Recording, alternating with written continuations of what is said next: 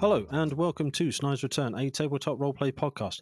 My guest today gives us purrs for thought as she communicates with those who have the time for hopes, dreams, and maybe even reflections. She's made an art form of high fantasy sales, dealing with interesting neighbours, and treasure hunting. From Warhorns to Taldore, my guest pads between the lines and the watercolours, but there is more than fluff to be found here, as we welcome artist, game designer, TTRPG content creator, and crowdfunder Rori Montford of Montford Tales. Rory, welcome to the show. I love that introduction. Thank you so much. It's an absolute pleasure to welcome you to the show, Rory. I'm glad I've got you on for some of the things that we've alluded to in the introduction, and we'll get to in a little bit. But Rory, before we do, how did you get into tabletop role-playing games, please? Well, it all started many, many years ago. My partner and I used to play some board games with friends, and we'd play Battlestar Galactica, Ray of Descent, and it would sort of have that slightly role-playing-ish feel to it. But my partner and I wanted to try some role-playing, but our friends weren't necessarily so interested. So it kind of went on the back burner for a while, and I would try a couple of little things out. It didn't really fall right. And then we found a local gaming club nearby, and the two of us decided that, what the hey, we've never been in any long-time campaigns or anything. Let's just both GM games here. So my partner went off and GM'd a D&D campaign, and I went off and DM'd Deadlands, Savage Worlds. Nice. So that was my introduction to role-playing games. I just sort of leapt right in there with a bunch of people I didn't know at this gaming club, and we played for a good 4 years. Wow. Our 2 campaigns, week in, week out, with breaks for Christmas and the odd summer holiday. That's amazing. So, I mean, yeah. So going from that sort of role-playish board game style straight into GMing, and hats off. I mean, you're just a player as well, so it's not. True. So, but all right. Well, before we get onto your amazing stuff that I promise we will get to, the crowdfunder and your other projects, what was the experience like stepping straight into the sort of the facilitator GM role, and what have you learned from the first time you started through the 4 years of the campaigns? So it was helpful going in and not knowing what to expect, because I didn't have any expectations on myself. I just went in and said, well, as long as I'm having fun and the people around me seem to be having fun, then it's probably going okay. And it kind of started out, I over-prepared way too much and all of those things. But then as time got by and I got to know the people as well I was playing with, because they weren't friends that I was playing with. They are now friends. Yeah. They are now really my best friends, some of them. But at the time I was just getting to know the people as well as how to actually run a game and get that to hang together. And some of them were very experienced role players as well. So it was like, okay, I'll just take a lead from you sometimes, and then sometimes we'll try out something else. And just, I experiment a lot. And I'd try some stuff. If it went down well, I'd try it again. If it didn't, I'd leave it a bit and then I'd try it again. Because, I'm also I was a scientist by trade, so that whole experimental aspect kind of comes into it. You push the button once, it works or it doesn't. You need to try it again just to make sure. So, no, that's amazing. And did you play a variety of systems over that time period? Sort of drop into a couple of one shots over the breaks or anything, or was it steady on one system? That campaign, the first campaign I ran lasted for just shy of 2 years, and the club ran on what's called a block system. So every 12 weeks you have to repitch your game, and then people would vote to see if they could join you or not. Okay. So I always had to repitch my game. And at one point I had 7 players and I went, oh my goodness, no, I cannot cope with 7 players. So then we all had to have a bit of a chat. But in between that, we also had some home games with people once we got to know each other better. So then I actually got to play D&D. So D&D was not the first game that I really got to play. And since then, we've also played a lot of Cthulhu, Tales from the Loop, Shadows of Esterin. Oh my goodness. My mind's now going to go blank for all of the different games that we played. We're currently playing Vampire the Masquerade with my partner GMing that one. That's our main game at the moment. Yeah. We played some Cyberpunk Red, a lot of things. We played a lot of different things. Mostly because I see a new game and I'm like, ooh, shiny. Yes. And then we'll give it a try for a little bit. And if it works, it works. And if it doesn't, it doesn't. And some of them are made for like just doing a few things. Oh, Dread. We played so much Dread. I love Dread so much.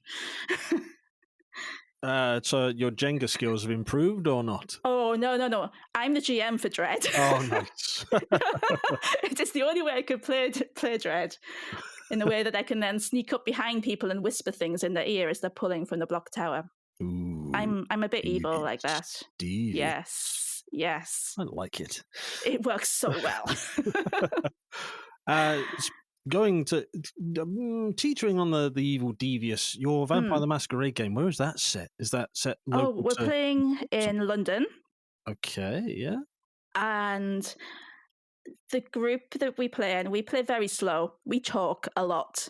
We talk, we scheme, and that probably means we play at a slower pace than a lot of other groups and might possibly drive other groups a little bit mad. But I currently have a vampire, a Toreador, who is maybe 12 weeks old in terms of vampire turning time. Okay. And she's already Sheriff of East London and is going to overthrow the Camarilla, like totally for sure. Nothing's going to go wrong. You only live once. Yeah, she's going to die. Yeah. She is so dead. She's amazing. I like her already. Yeah. Yep. Does she have a name? Paris Kensington. Wow. And the secret. Wow. The secret is to just tell other vampires the truth, because they never expect the truth. I mean, fair. Yeah. All right. So where did Sorry. no, please do not apologize. That is amazing. So where did game running 4 years, new systems, block bookings, and all that sort of stuff, when did that turn into content creation? Well, we got to just before the pandemic, and we had a kid, so we stopped going to the club because we had to look after a kid. We tried to have some home games and stuff like that once we, felt able to, stay awake long enough. And then there was the pandemic. So he was like 3 months old, and then there was the pandemic, and then everything kind of stopped for a while. We tried playing online, which is when we did some Cyberpunk Red. We did which is when the Vampire the Masquerade game started, to be honest. It was just before we started playing online is when we set that up. About a year of that goes by, just sort of getting through things. And then I got an email in my inbox from the Chaosium list, the mailing list of Chaosium, saying that they just started a workshop with the Storytelling Collective about writing adventures for Call of Cthulhu and starting to, do some creation like that. And I looked at that and I thought, I've always wanted to do this. What have I got to lose? Fair. So, I had a look at the 2 different workshop streams that were there, but actually there were 3. There was also there was a D&D one, a Cthulhu one, and a generalist sort of path. Yeah. And I picked the D&D stream because I thought I'm more likely to learn some of the more intricacy things that might be going on for a D&D oriented adventure rather than a lot of like the Call of Cthulhu type things where I've already played a lot of that. So I opted for the D&D path, which that was June or July 2021. And that was a month-long workshop where you were basically guided through everything you needed to know and put together to write a full adventure. And that's how I made my first thing, which is the Traveling Salesman, which has very little art. Well, because the art came afterwards. Yeah. quality over quantity in Oh, I still best think way. it's a very good adventure. I do think it's a very good adventure. Well, because we want to sort of help and signpost and all those sorts of good things, Rory, Mm. where can we find you, your adventure, Hmm. and everything you're associated with, please? Oh, well, if you want the overall arching thing of me, you go to montfordtales.com. Otherwise, you can find me on Twitter at montfordtales or Mastodon at montfordtales@dice.camp. Or if you look on TTRPG, you can find Montford Tales under the publisher list, and you'll find everything through that. And I'm rather late on getting my itch page set up, but with Dead Letter Society coming, I've decided to start getting things more onto itch as well as drive through.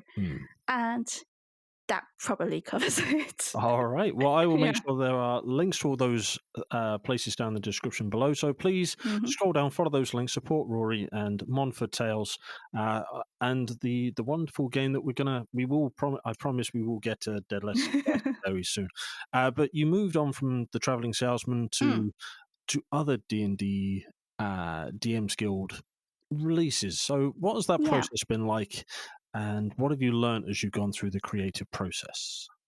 That people are generally pretty good and nice and cool and easy to work with. I haven't had any bad experiences yet. Hopefully there will be none. Hopefully, there will be none, but I've only had positive experiences so far. Um, so I think the connection really is from releasing The Traveling Salesman, I got to join the DM's Guild Discord server. And Hmm. then I met a lot of other creators there who needed artists. And this then ties back to my GMing for Deadlands, because during Deadlands, I made monthly ish newspapers for the game, just to let people, the party, see what their exploits were doing Yeah. outside. And I made some art for that of some critters and monsters and things that people might encounter. And the art for that is one of the things that got me onto the interior illustrations for Curse of the Azure Bonds. Hmm. So Return of the Azure Bonds. Return. Return. Sequel to Curse of the Azure Bonds. I know these things, really. And from there, so I've done a couple of collaborations there with interior artwork for them. I've done a cover for the Gloomies post adventure that they've got, which I was asked for a spin on the Goonies, but with a D&D party. So I've gotten a lot of very, very fun artwork gigs through that, and also some collaborations for writing through the DMs Guild as well.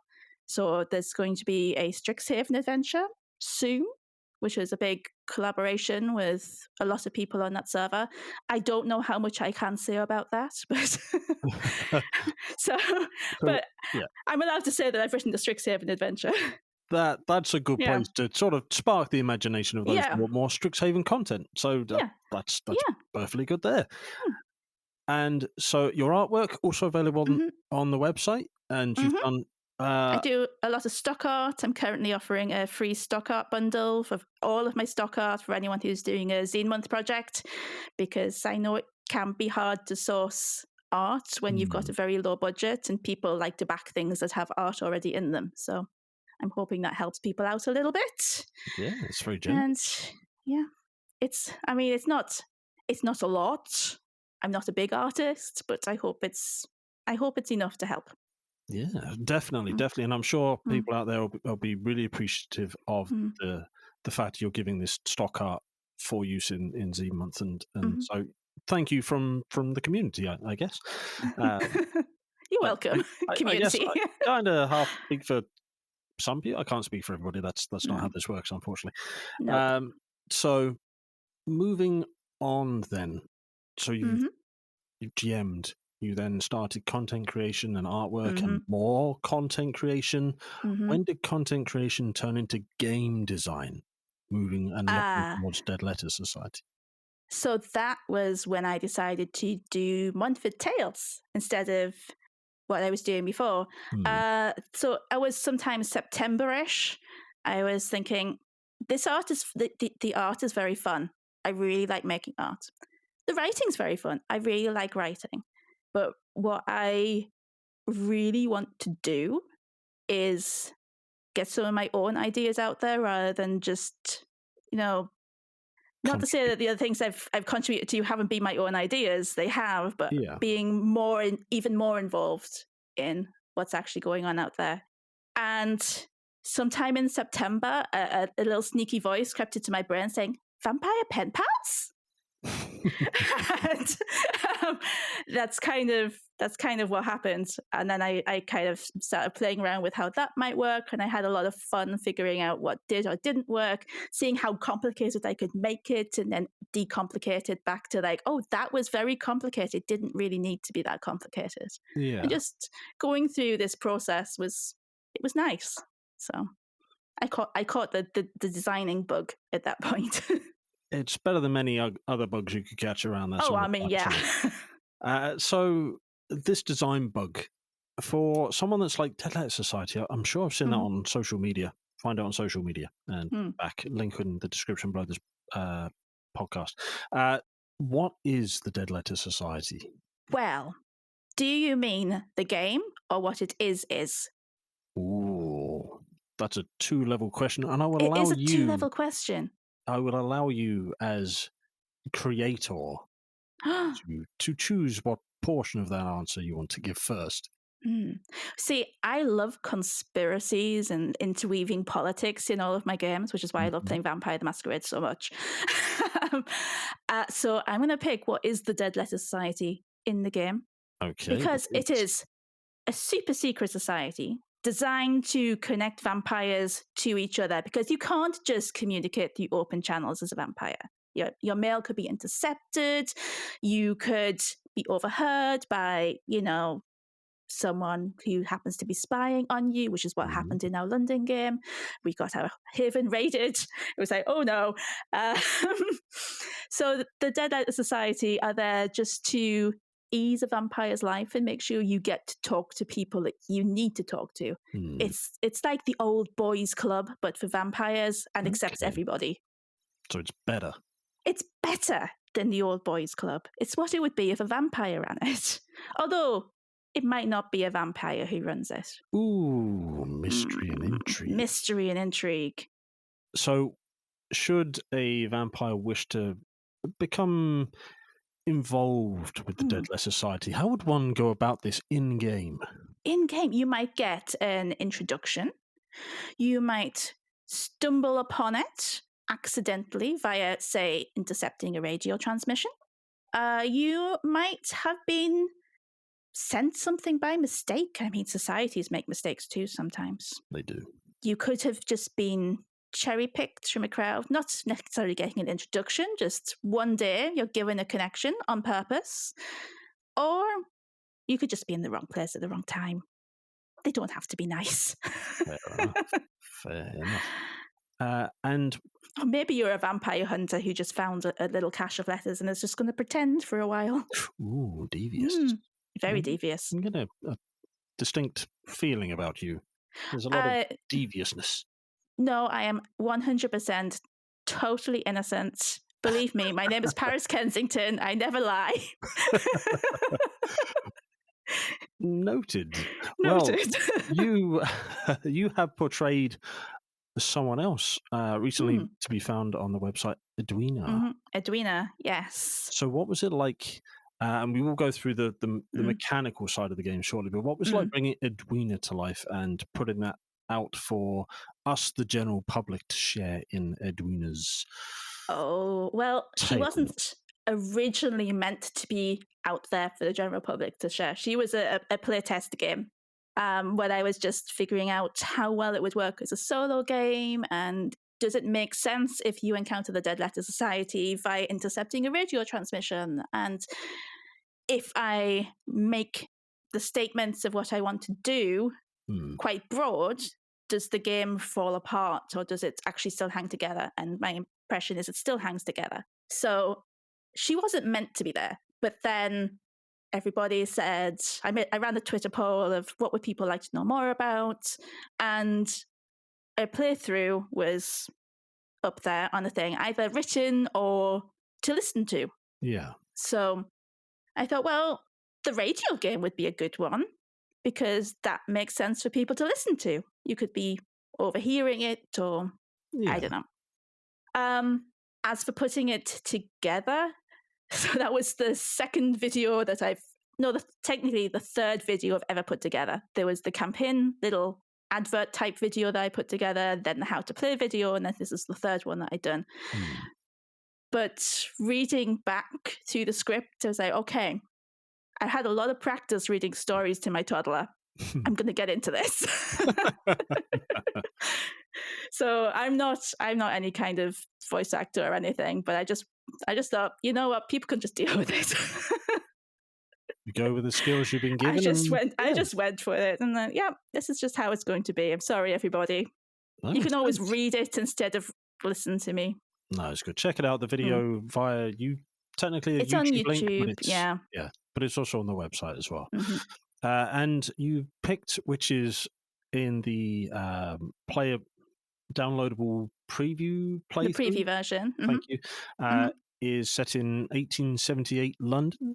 Are we expecting other sort of time periods? How long has this dead letter society been? Well, so it's been around for as long as you need it to have been around. It's a very open game in that sense. So you can set it whenever you need it to be set to tell the stories that you want to tell. You can make your own. There's full rules in there for making your own world or setting or genre or just put the themes that you want to do. But I have got now 6, thanks to meeting stretch goals, pre-written play sets that are going to be included in there. So we have what I call the Lovecraftian London, which is the one that's in the preview. We also have Ancient Rome and Modern Day, because everybody needs their own version of modern day London, right? Yes, we do.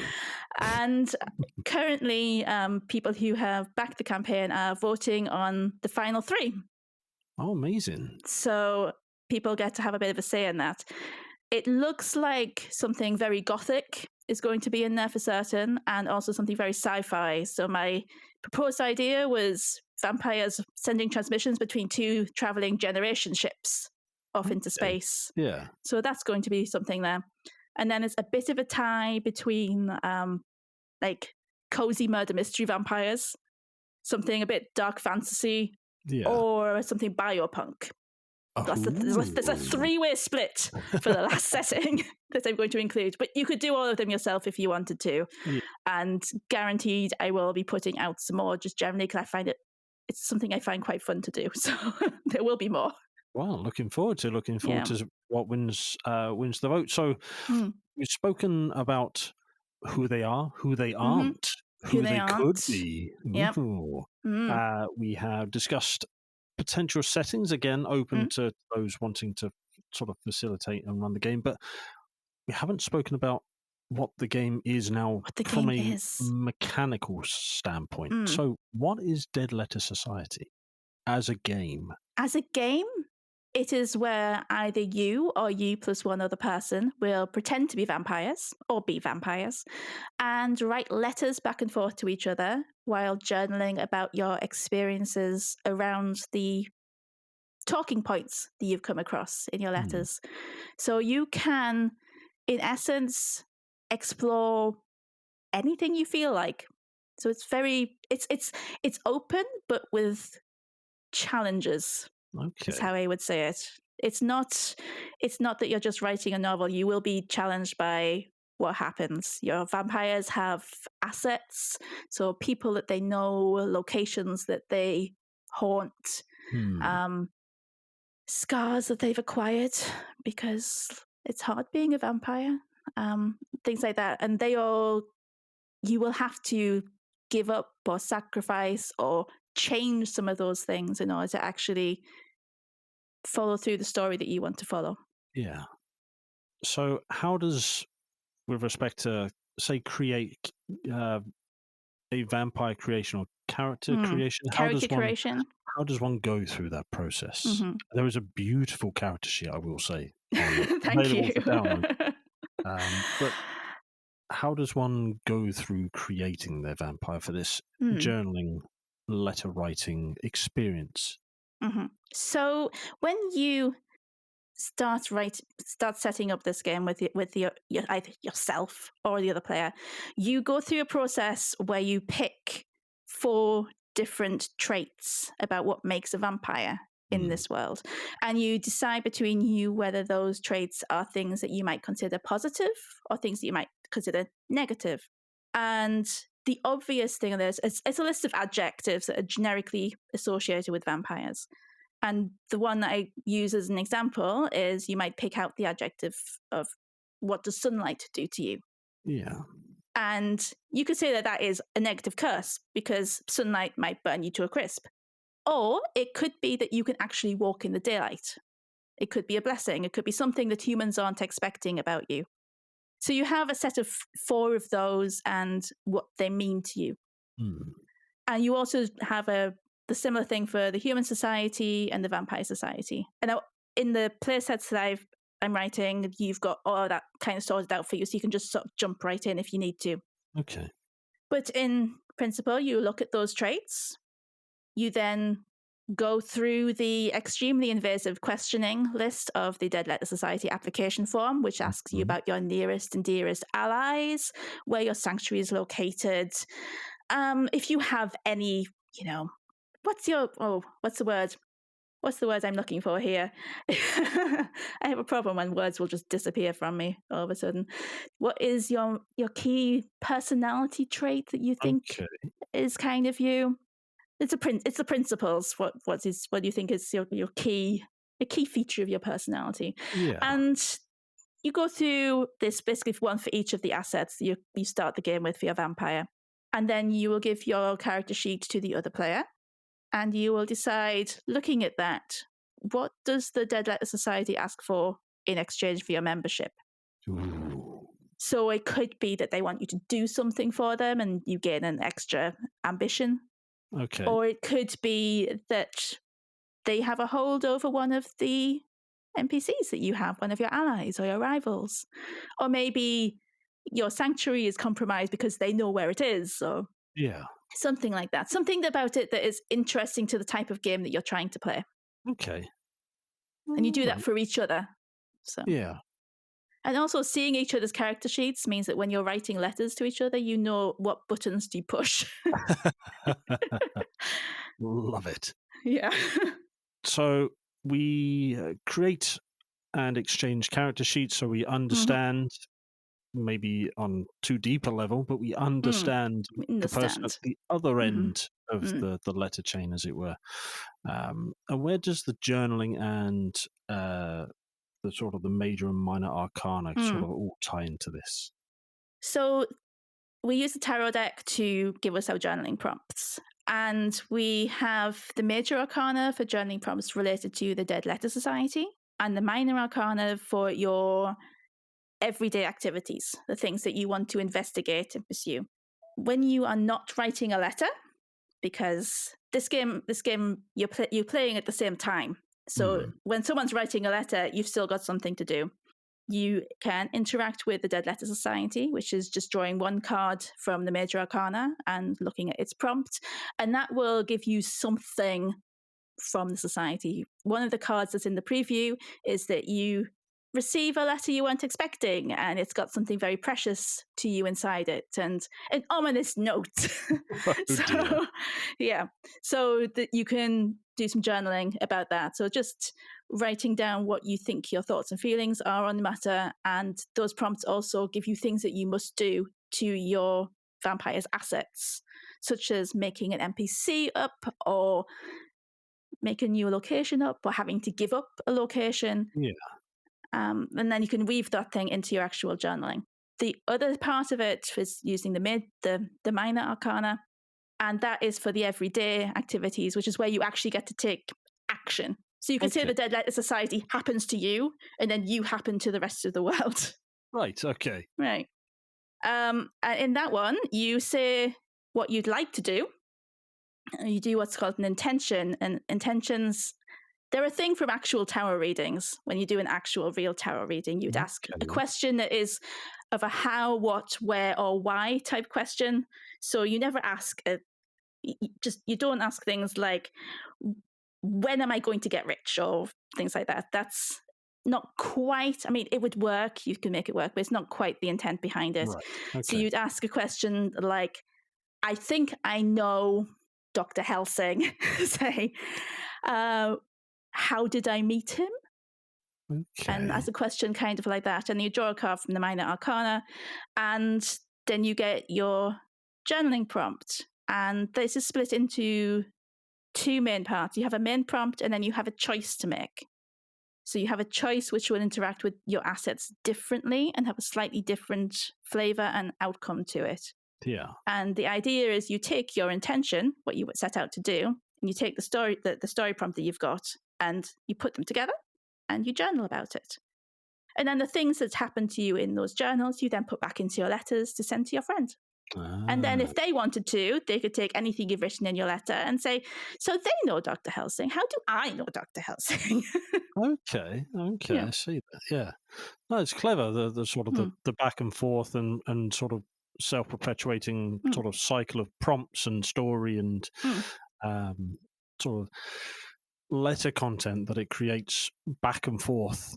And we mentioned that this is GMless, so that we don't need a third party to step in. But this can also be played as a solo game. So how do the rules support that sort of shift from an external contributor in that respect? Well, there are 4 variant rules for playing solo. You can either do what I did in the Edwina's Tale and assume that you're writing these letters, but no one ever replies. And the question is, why aren't they replying? Are they getting it and just ignoring you, or is there something more sinister at work there?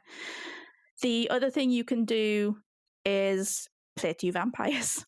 I mean, that's the hardest thing to do. But if you were into writing a big book about the correspondence between ancient vampires, you could play them both. You could also the main other way to do it is to draw a card from Major Arcana to represent the letter that the other vampire has written you, and then you just sort of get a loose interpretation from that of what kind of things they might be writing to you about. Okay. And yeah, it's different to doing a 2-player game, of course, but the gist of it stays the same. You're still writing letters, you're still journaling about the things that are important to you, but they're now more important to you personally than you also trying to satisfy the other person at the table. Yeah. No, I can see that. And working with another player, the game also includes safety tools or calibration tools to help. So how important was it to have those included and sort of prominent in their place in the book? Because, because vampire games can go to some dark places if you're not watching for yourself. So it's like you need that there, and especially in a letter writing game where the damage is kind of done once the letter is sent. So if you write something that the other person did not want to read and you didn't know that, it's entirely by accident because you haven't had that chat, then they've read it and it's too late. So I think you really need to have those discussions right up front. Yeah. It informs the kind of characters that you make, the themes you might be willing to explore in the game. I think it's just essential. It's good for all games, really. But for such a the way personal that the way the vampire games can go and the themes and topics that are generally associated with them, you need to know that you're going to come out of it on the other side and be okay and be able to take a nice deep breath. And also, if you're playing by yourself, you need to be able to check in with yourself and get that reminder that you can surprise yourself too. Yes, we can. Yes, we can. Yeah.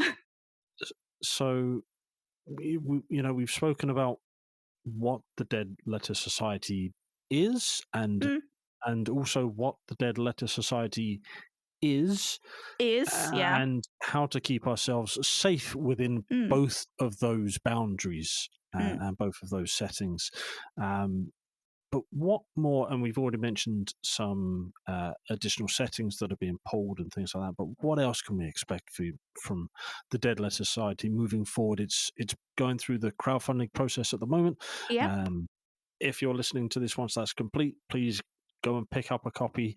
Links, as previously mentioned, down in the description below. But what more can we expect from Montford Tales and the Dead Letter Society moving forward? So, regardless of how the campaign goes, at some point in the future, sooner if we hit the stretch goal, there will be some more specific scenarios for this game. So focused with prompts focused around a particular setting. Because as it is, the game is designed right now for you to be able to play the sort of game that you want to play, which is setting agnostic, really. Yeah.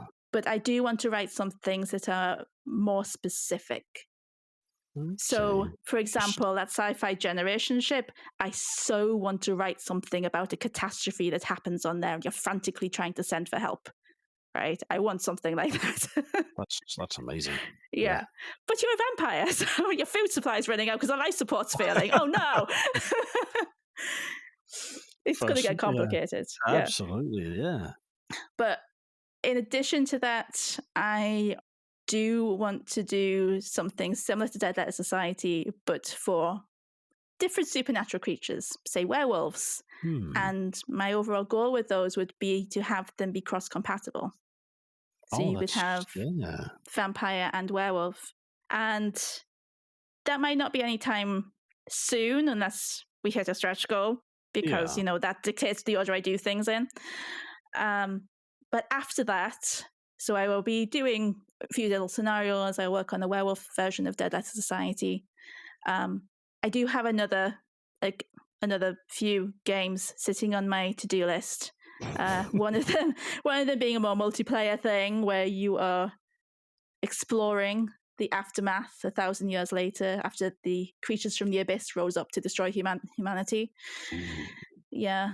That one, you have to be in the right frame of mind for me to write that one, though. Fair enough. Safety tools for the designer as well, I think, necessary. Yes. So, I've got a few things there. My goal long term is to be able to hopefully break even and eventually do a bit more than break even, and then be able to pay people to join me. Yeah, that'd be amazing. Because at the moment, it's just me. So I'm doing the writing, the art, the layout. I do not do the editing because apostrophes hate me. Fair. Yeah. Or rather, I hate apostrophes. So that was a non-negotiable. I need help there. Those apostrophes in the commas are the main things I think that need corralling with my writing.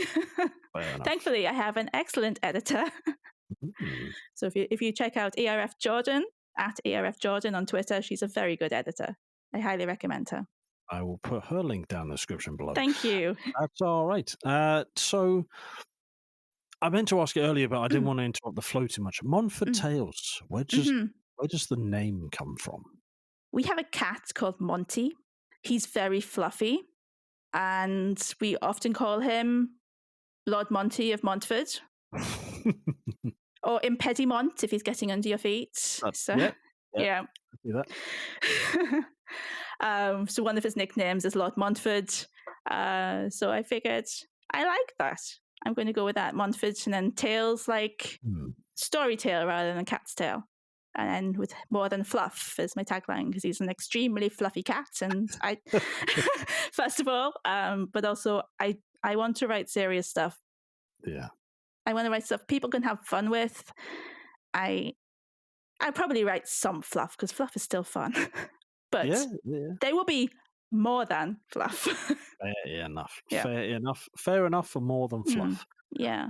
So you mentioned being in the right frame of mind for sort of this post-apocalypse, post-abyssal uprising. Yeah, uprising. Yep. So moving on to sort of self-time and sort of leaning into the sort of the mental health kind of things. What do you do for downtime? Do you get downtime in that respect? I have a 3-year-old. So no. No. I draw a lot of whales and snails for my 3-year-old. Nice. Yeah. I read a lot of stories to him. We get to go out and do things together. To be honest, what I'm doing here is the things I find fun. So it Yeah. kind of is my downtime in a sense. I look after the cat. I attempt to stroke him, but he says no. He's he has the curse of the fluffy cat. No. Everyone wants to stroke him. He does not like to be touched. I see. Yeah. I see. Yeah, I play music. I doodle, I draw, I read. We have an aquarium that I attempt to keep alive. Yeah. Fair enough. I dot about from hobby to hobby. Yeah, all good stuff. All good stuff. Yeah. So, we've spoken about your introduction into TTRPGs, which I'm still amazed at. Sort of straight in, both of you first into the GMC is hats off. Your TTRPG content creation, DM's Guild, and the projects you've released, and then into the Dead Letters Society. Is there anything at this point of the interview that we haven't spoken about that you would like to bring up now? Oh, gosh. Not that isn't going to come to mind in the next 20 seconds of dead air. So, Fair yeah. enough. Fair enough. I like to leave it open. Open. So, Rory, where, if you wouldn't mind reminding everybody where we can find your good self, Montford Tales, and everything you're associated with, please. Well, you can find everything that you need to know about me on montfordtales.com. You can find me on Twitter at montfordtales, on Mastodon at montfordtales@dice.camp, and also at UK Games Expo. If you are in the UK, that's also a good place to find me there. All right. Come and say hi. I'm actually surprisingly chipper.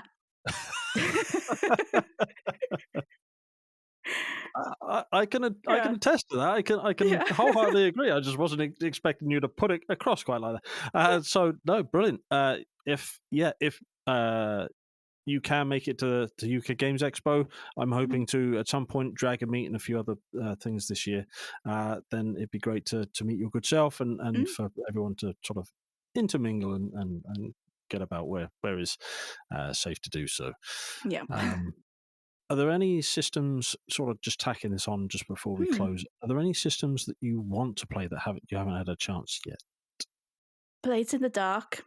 Ooh, I really want to play Blades in the Dark, but we're in the middle of a Vampire the Masquerade game, and our 3-year-old is not sleeping enough for us to get 2 games a week in at the moment. So, yeah, it's going to have to wait, but it's definitely the next on the list.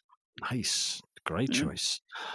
Well, I would love to get you back in the future, and not just when Dead Letter Society completes and sort of passes all of its funding and sort of hits the shelves, as it were, itch.io and drive through. But back on in the future projects, one-shots or anything like that, if you'd be interested to come back and join me. Absolutely. It's been fun. Well, brilliant. Rory, I will make sure there are links to all your content down in the description below. It's been a real pleasure getting to learn about your good self, about your cat, and about Dead Letter Society. You can see pictures of my cat on Twitter regularly. There you go. So another reason to scroll down and follow those links. Once it has completed and it's available, I'll make sure there is a link to your itch.io and drive through down in the description below, so people can follow the final product rather than looping back through the crowdfunding. Yeah. At the moment, I'm just trying to get people to go to the crowdfunder page. You might see something you like. I guarantee if you follow the link, you will find something you like. Yeah. Thank you. Please do. But yeah, it's been an absolute pleasure. I can't wait to get you back on the show. Thank you so much. It's been really fun. Thanks for having me. Thank you. Thank you for listening. If you'd like to learn more about the show, then go to www.snydersreturn.squarespace.com. Alternatively, you can find us over on Twitter @ReturnSnyder. We have a Linktree link in the description of this episode. And if you want to support us, come and join us over on Patreon, and we also have a Discord server. Please leave us a review, because we'd love to learn how to improve the channel and provide better content out for those who are listening. Until we speak again, thank you.